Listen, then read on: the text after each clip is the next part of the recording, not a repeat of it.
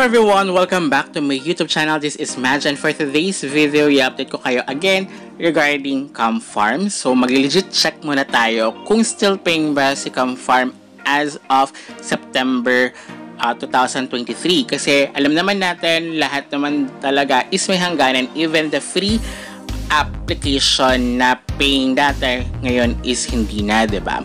So, check muna natin kung still paying pa rin ba siya.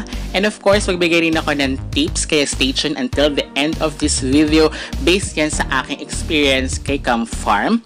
And of course, magbibigay rin ako pahapyaw kung paano ba kumita kay CamFarm, ano bang pagbabago kay CamFarm, guys. Kaya don't skip para alam nyo yung mga importante details. And of course, kung hindi gusto nyo talaga malaman step by step kung paano ba gawin si CamFarm, paano ba kumita kay CamFarm, paano ba si CamFarm, you can check that out sa upper right corner of your screen, guys. And yan yung aking first ever video regarding CamFarm, guys. But before we jump into it, bago tayo mag-withdraw, make sure you like this video, subscribe to my channel if you have not already, and ring that notification bell so you always be updated to my upcoming videos and off the clock episodes. So now guys, nasa level 55 na tayo.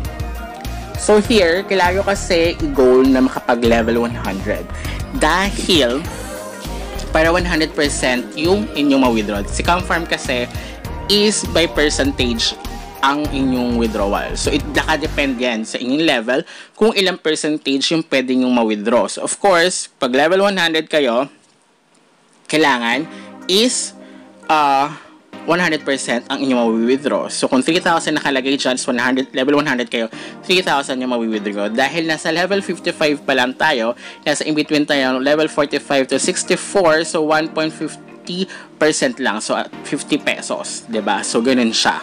So, ganun yung pag-withdraw dito. So, pwede nyo gamitin is Lazada or GCash for your payment method. And of course, dahil free application siya, you need to watch the video advertisement, guys. And for me, kung gusto nyo pabilisin yung inyong pag-level up here, make sure na you watch, you max out the tasks, the video advertisement, yung floating, nakita yung kanina may lumilipad parang chest, diba? So, kailangan yung i-max out yon, guys. And then, ako kasi iniipon ko yung gold, guys, dahil before, hindi siya kailangan. Ngayon, kailangan na siya dahil nung nag-update si CamFarm, medyo may maraming pagbabago. May sign-in na, something like that. So, as you can see, this is my 8th payout na. Kung makukuha ka siya, this is my 8th legit payout na kay CamFarm. So, may 20, may 27 before. Kasi, I want to check, diba? Dahil nga, alam ko na, hindi naman kasi forever. So, I don't know kung kailan. Pero, para sa akin, dapat talaga is, ipunin. So, I'll be back na lang pag nakuha ko na and I'll give you some tips, okay? A few days later. So, ayan guys, mas mabilis siya ngayon in fairness. So, after 2 days, within 2 days lang, nakuha ka na kagad. So, yung 50 pesos. So, diba, ito yung pinakamalaki kong na-withdraw kay CamFarm. So, dahil nga paminsan sa mga floating nakita yung chest, kaya ako sinasabi, i-max out nyo rin yun. Kasi paminsan, either coins, fertilizer, and cash yung makuha nyo, guys. And make sure na ito-double reward nyo, guys, ha. Para at least madoble yung mga rewards nyo.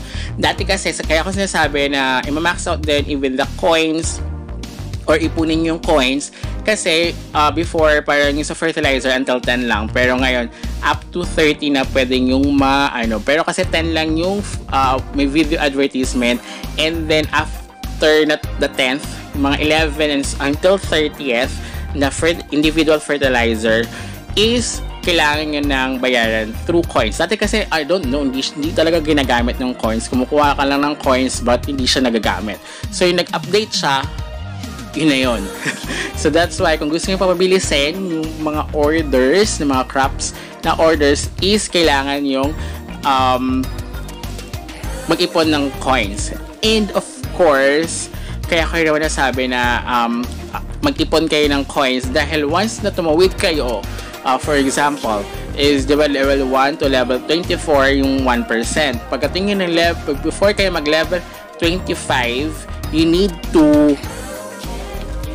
parang mas marami ng crops na na kailangan yung makomplete yung order, guys. So, before kasi hindi ganon. Pero I think ganun yung nangyari kapag tumatawid ako kapapunta sa susunod na level with different percentage of withdrawal.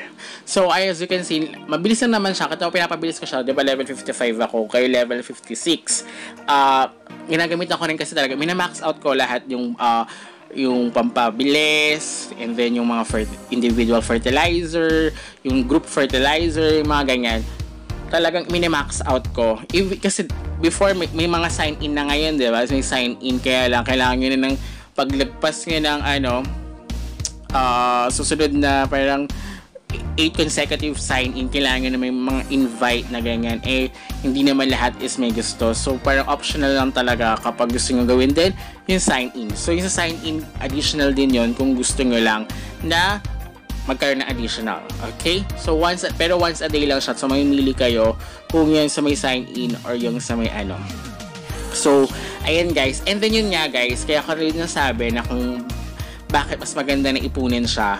Bukod sa tawid nyo, pagdating nyo kanyari, diba level 24 na kayo, tapos natapos nga yung order for the level 24, pa 25 na kayo, nababago yung yung mga makukuha nyo na pag natapos nyo yung mga tasks, guys. So, iniiba na siya. So, yung dati kasi malalaki pa, mga 12 ganyan per tasks. Ngayon, nasa 3 na lang ata ako. So, something like that. So, kaya ganon. So, kaya parang mas okay na pataasin. Pero yun nga, kasi hindi natin na alam kung hanggang kailan. It's up to you guys kung ipunin nyo siya.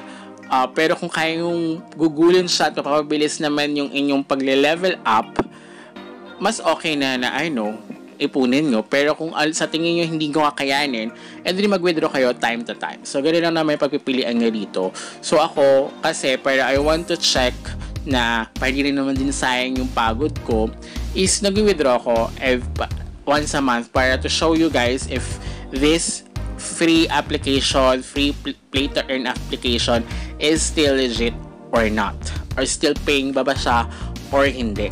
So, ayan, as you can see, as of September 28, natanggap natin yung ating withdrawal from CamFarm. So, still paying pa rin siya kahit 50 pesos siya, diba? Kasi iba kasi kapag malaki na, diba, parang wala ka na nakukuha, something like that. Kadalasan kasi yung mga nauna, yan, sila yung mga nakakuha na mas malaki, or yung mga nagpapapromote, something like that, sila yung mga mas malaking nakukuha, diba? So here, ang bilis nga mabilis pa rin naman pag nagawa nyo lahat ng task. As you can see, nasa 300 na ako, diba? So kung level 100 ako, yung buong 359 is pwede ko ma-withdraw sa akin. Pero dahil nasa level 56 pa lang tayo, is yun. And then yun, iniipon ko na ngayong coins para once na papunta na ako sa level 65, maraming crops na naman yan, guys. So, para magamit ko lahat ng fertilizer. So, babalik ako lang kayo. So, thank you. So, still legit pa si CamFarm. Until next time, goodbye!